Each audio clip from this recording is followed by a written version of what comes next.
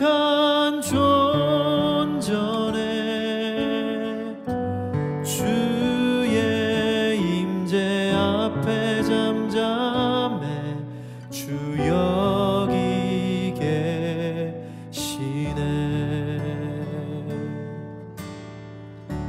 주의 영광 앞에 잠잠해 주의 빛 비치네.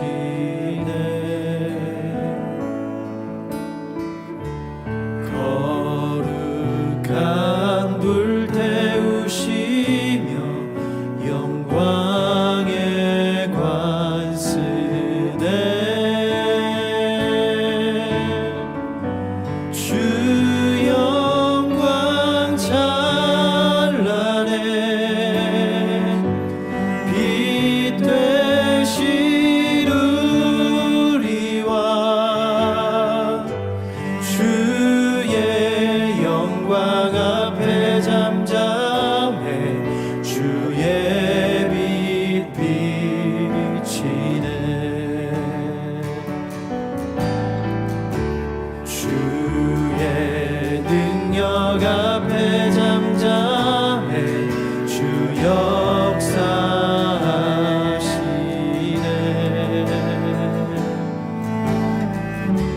죄 사하고 치유하시는 놀라운 주이네.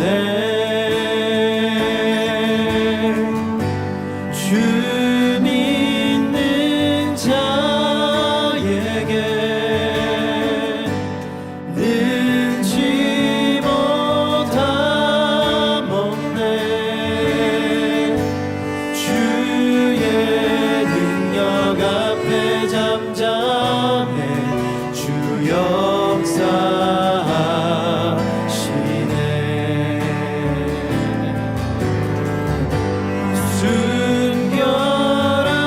순결하신 주님 거룩한 존전에 주의 임재 앞에 잠잠해 주 여기 계시네.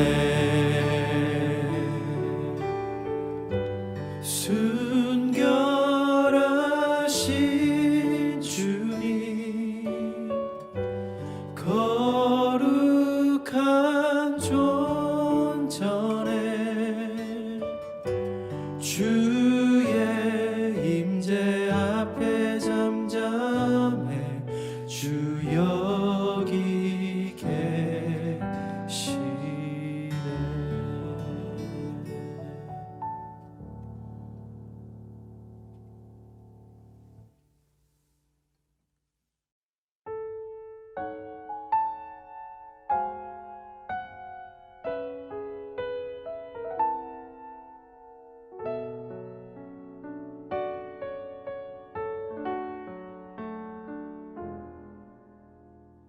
나의 영혼이 잠잠히 하나님만 바라며 나의 구원이 그에게서 나는 도다. 나의 영혼아 잠잠히 하나님만 바라라. 나의 소망이 주에게서 나는 도다. 오직 주만이 나의 반석 나의 구원이시니 오직 주만이 나의 산성 내가 요동치 아니하리.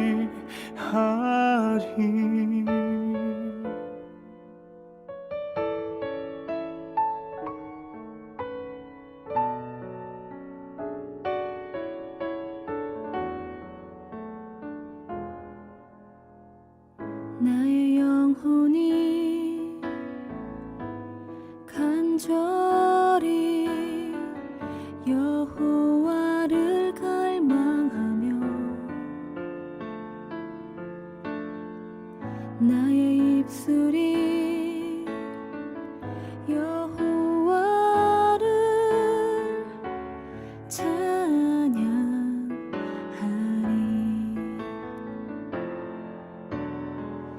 나의 영혼이 즐거이 여호와를 따르리니 나의 평생에 여호와를 송축하리.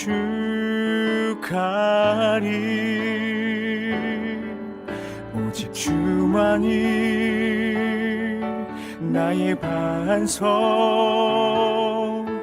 나의 구원이시니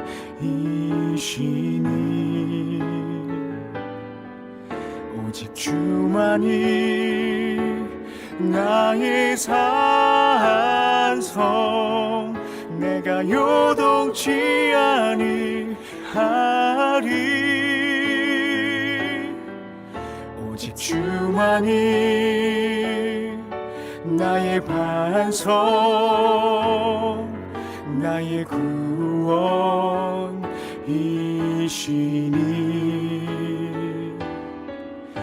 오직 주만이 나의 산성 내가 요동치 아니하리.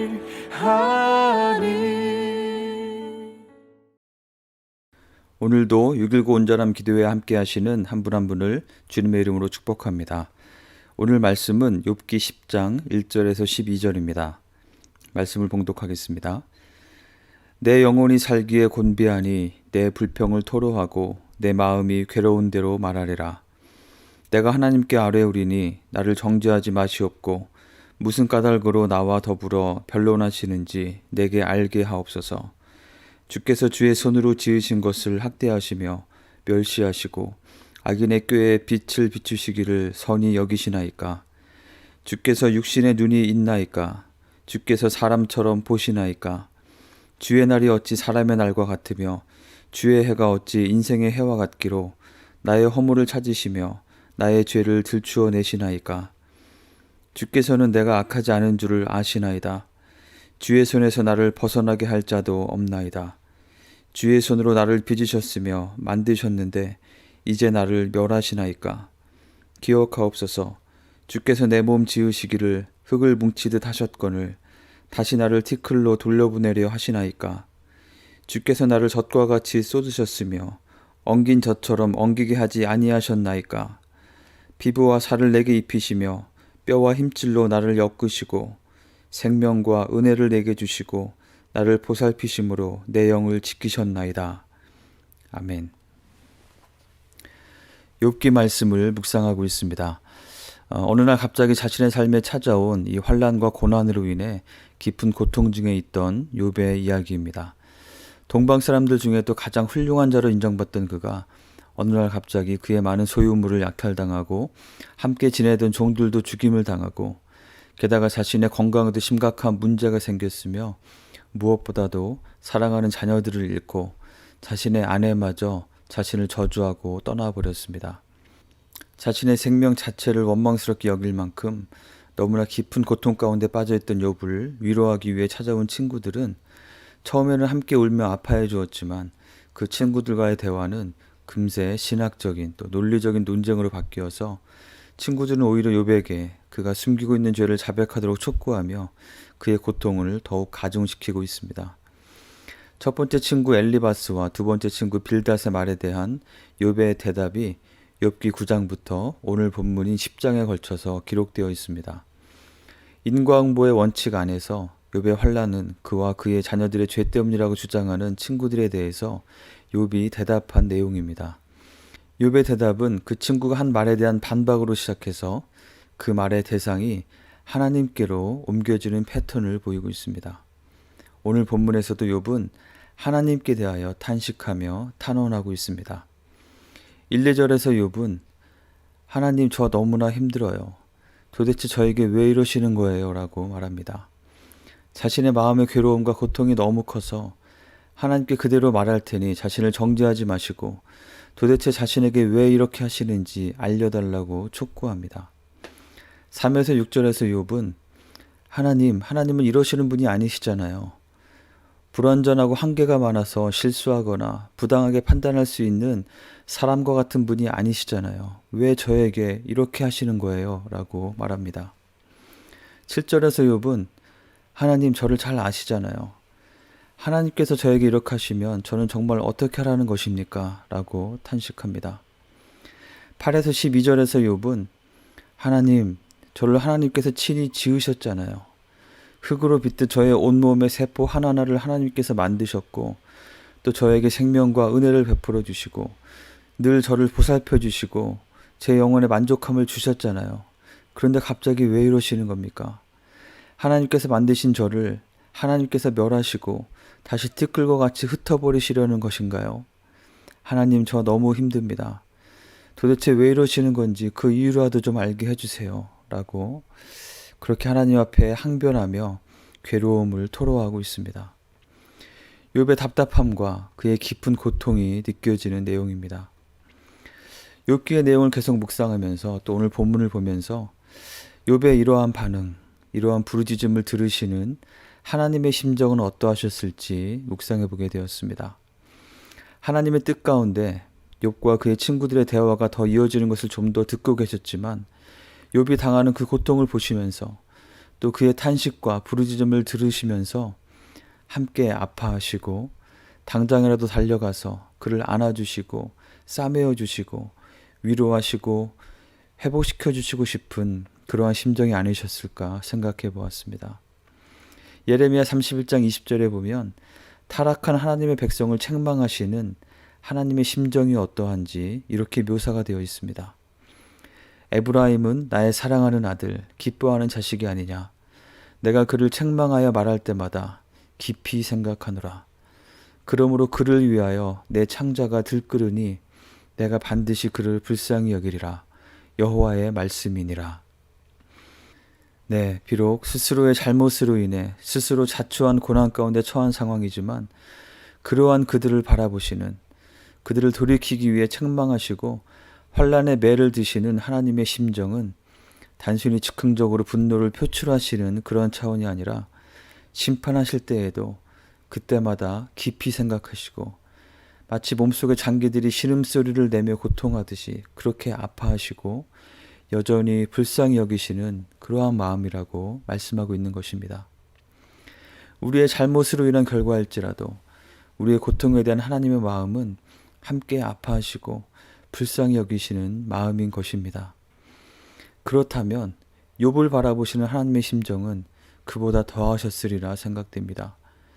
그가 비록 때로는 하나님을 원망하고 또 하나님 앞에 합당하지 않은 그런 말을 쏟아내기도 했지만 우리는 미처 다 헤아릴 수 없는 그 하나님의 절대 주권 안에서 하나님께서 허용하신 환난을 겪고 있는 욥을 바라보시는 그러한 욥의 부르짖음을 들으시는 하나님의 심정은 함께 아파하시는 심정이셨을 것이고 어쩌면 욥보다도 더 깊은 고통을 느끼시지 않았을까 생각해 보았습니다.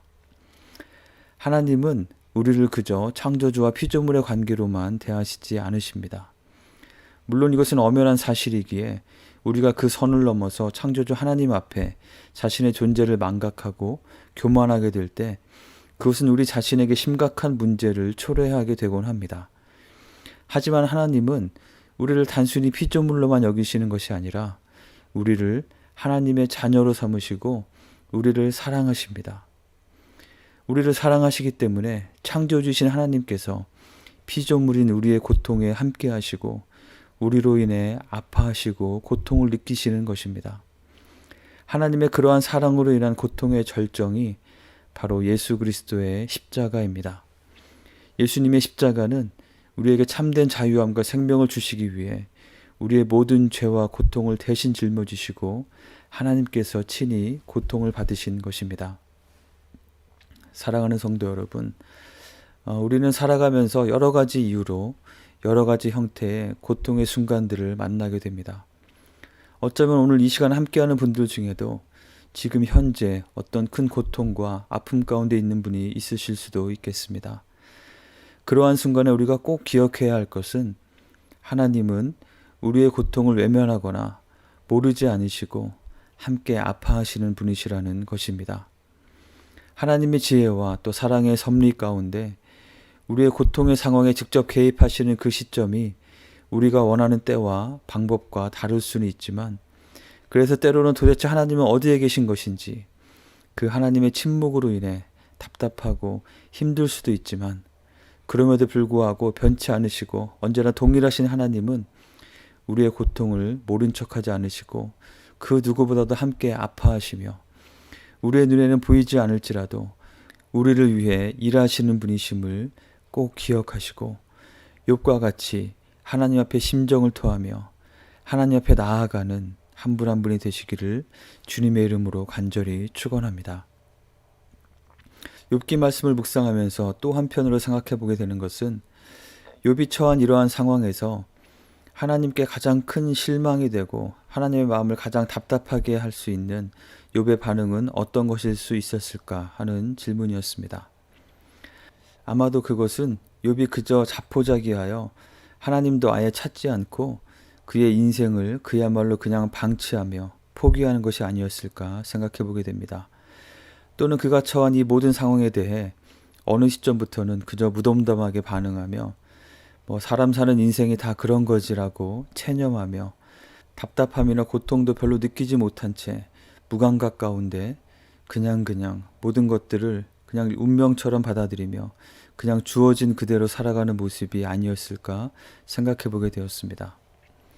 욥에게서 배우게 되는 중요한 점은 그는 자신의 고통에 대해서 그냥 무시하거나 덮어버리지 않고 회피하지 않고 고통을 고통으로 느끼며 그것을 가지고 하나님 앞으로 나아갔다는 것입니다.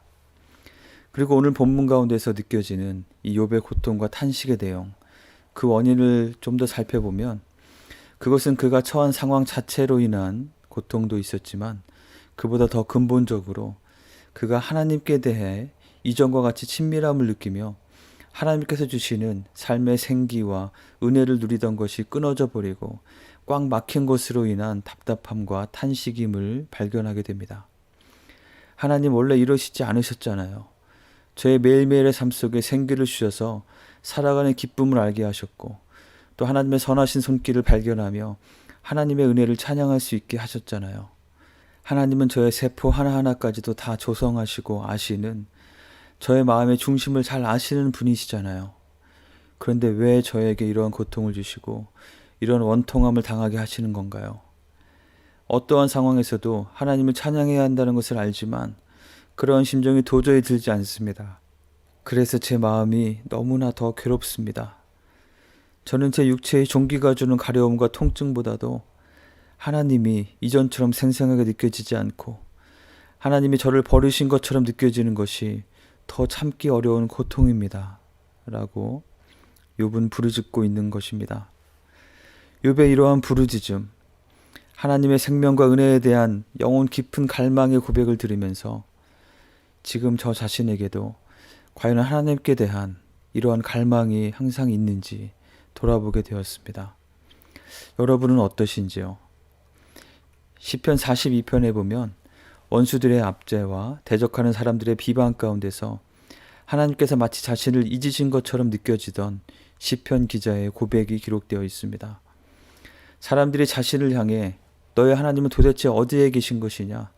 하나님이 계시다면 너는 어찌 그러한 모습인 것이냐라고 비방하는 소리를 듣는 가운데 이전에는 하나님의 집에서 기쁨과 감사 가운데 지냈었지만 지금은 환난과 고통 가운데 있는 자신의 모습을 보며 낙심되고 내면이 불안함으로 흔들리는 것을 경험합니다.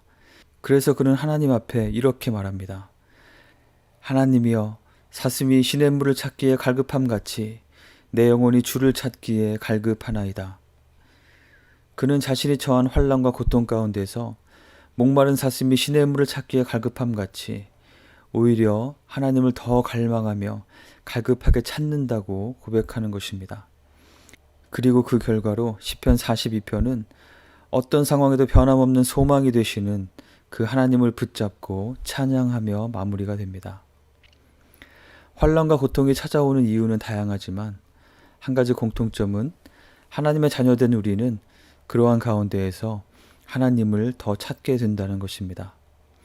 그 가운데 자신의 잘못된 모습을 발견하고 돌이키게 되기도 하고 또 하나님을 신뢰하며 인내하는 것을 또는 우리를 위한 주님의 고난에 또 우리 주변의 이웃의 고통에 더 깊이 공감하는 것을 배우게 되기도 합니다. 그래서 결국에는 그 어려움 가운데에서 어떤 형식적인 종교 생활의 허울을 벗어버리고 하나님을 오히려 더 인격적으로 더 깊고 친밀하게 경험하게 되어 심지어는 고난당한 것이 내게 유익이라고까지 고백할 수 있게 되는 것입니다. 환난과 고통 자체가 복은 아니지만 그것을 통해 하나님을 더 찾고 갈망하게 되는 것은 환난의 아픔을 훨씬 뛰어넘고도 남는 큰 복이 될 수 있는 것입니다. 그런 차원에서 갖게 되는 질문은 과연 나는 무엇을 고통으로 여기며 또한 나는 어느 정도의 환난과 고통이 올 때 하나님을 간절히 찾게 될 것인가 하는 것입니다. 환난과 고통은 무언가 원래 하나님께서 우리에게 주시기로 디자인하신 그 복에서 벗어난 상태입니다. 원인을 알 수 없는 어떤 불가항력적인 상황과 여건으로 인한 것도 있고 또는 나의 잘못된 생각, 하나님의 명백한 뜻에 대한 불순종이나 게으름으로 인한 것도 있습니다. 욥의 상황과 같은 것 외에도 우리에게 고통이 되는 상황은 더 다양합니다. 그런데 문제는 사실상 우리에게 환난과 고통의 상황, 즉 하나님께서 의도하신 복이 제한되고 있는 상황임에도 불구하고 우리가 그것을 고통으로 인지하지 못하고 그로 인해 하나님께 대한 갈급함으로 더 나아가지 못하고 그저 대수롭지 않게 여기며 무감각하게 지내고 있는 경우가 많다는 것입니다. 매일매일 하나님과의 친밀한 관계 가운데서 하나님께서 주시는 생명과 은혜에 감사하며 살고 있으신지요? 하나님과의 관계뿐 아니라 내 옆에 있는 사람들, 나의 가정과 일터와 나의 삶의 모든 자리에서 만나는 사람들과의 관계에는 하나님의 그 복이 흐르고 있나요? 내가 하는 일과 내 삶에 주어진 소명에 대해서는 어떠하신지요? 이러한 것들에서 무언가 망가지고 어그러져서 제대로 작동되어지 않고 있는 것에 대해서도 욥과 같은 상황에 처했을 때 느끼게 될 고통처럼 그렇게 고통으로 인식하고 있는지요? 우리는 내가 소중히 여기는 것을 잃게 되거나 그것이 잘못되었을 때 그로 인해 고통을 느끼게 됩니다. 나는 하나님께서 나의 삶 가운데 계획하신 그 놀랍고 아름다운 뜻이 그대로 실현되는 것을 얼마나 소중히 여기고 있나요? 어떤 이유에서든지 그것이 온전히 이루어지지 못하는 것에 대해서 진정으로 아파하며 그것으로 인해 고통을 느끼며 그 문제로 인해 하나님을 찾으며 하나님께 더 간절함으로 나아가고 있나요? 불완전한 우리는 모두 우리를 아프게 하는 고통의 요소들과 함께 살아가게 됩니다. 나는 주로 어떤 것으로 인해 고통을 느끼는지, 과연 정말 고통해야 할 것에 대해서 제대로 고통하고 있는 것인지 돌아보아야 하겠습니다. 그리고 고통에 대해 무감각하려고 억지로 무시하며 부정하지 말고 오히려 그 고통을 고통으로 품으며 그것으로 인해 하나님을 간절히 찾고 하나님 앞에 나아가는 우리가 되기를 원합니다. 그래서 마침내 반드시 만나주시는 하나님을 경험하며 더 깊고 넓은 하나님의 사람으로 세워지는 우리 모두가 되길 주님의 이름으로 간절히 축원합니다. 함께 기도하겠습니다. 오늘 말씀을 기억하며 기도합시다. 우리의 모든 환난과 고통의 순간에 함께 하시는 하나님을 기억하며 이 시간 내 마음의 모든 짐을 주님 앞에 내어놓고 있는 모습 그대로 마음을 토로하며 하나님 앞에 나아갑시다. 또한 내가 정말 고통으로 느껴야 할 것이 무엇인지 알게 하시고 그것을 고통으로 품고 하나님을 간절히 찾는 가운데 나를 향하신 하나님의 기대, 그 하나님의 뜻이 내 삶에 온전히 이루어져서 내 삶을 통해 하나님의 복이 흘러가는 그러한 은혜를 주시도록 구하며 기도하겠습니다.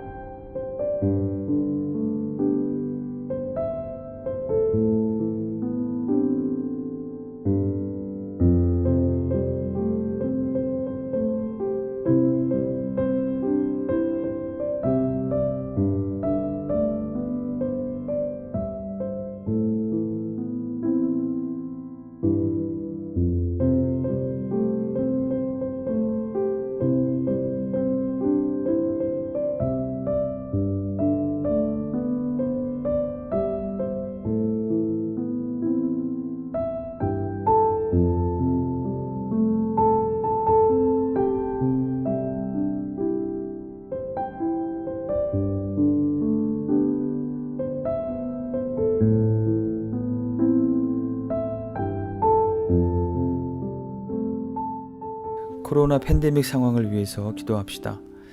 이제 점점 위드 코로나 시대로 접어드는 것 같습니다. 그동안 유축되었던 우리의 모든 일상에 새로운 활력을 주시고 특히 믿음의 공동체 안에서 서로를 돌아보고 사랑과 선행을 격려하는 일에 활기를 주시도록 기도합시다. 그리고 이 가운데 우리가 필요한 안전위생수칙을 잘 지킬 수 있도록, 그리고 어린아이들을 비롯하여 여전히 바이러스로 인한 위험에 노출되어 있는 분들의 건강을 지켜주시고 또 이로 인해서 어려움 가운데 있는 분들을 속히 회복시켜 주시도록 함께 기도하겠습니다.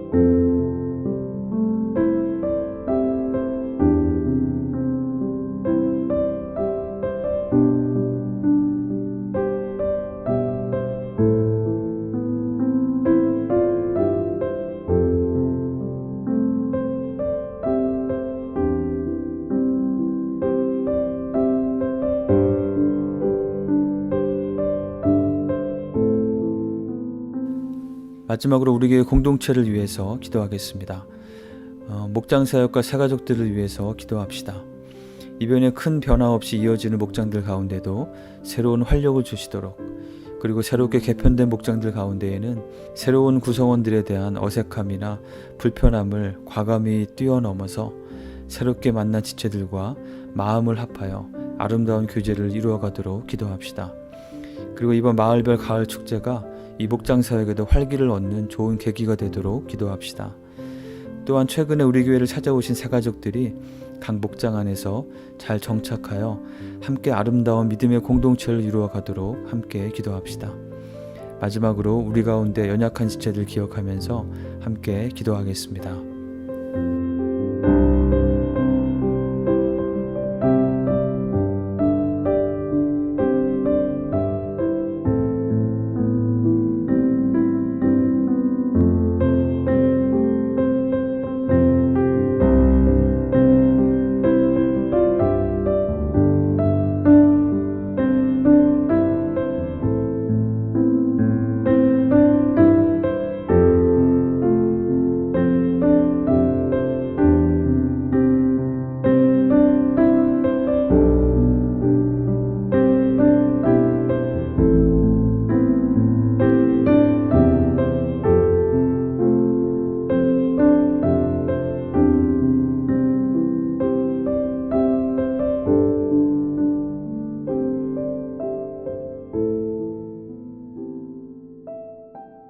주님 가르쳐주신 기도를 함께 드리겠습니다.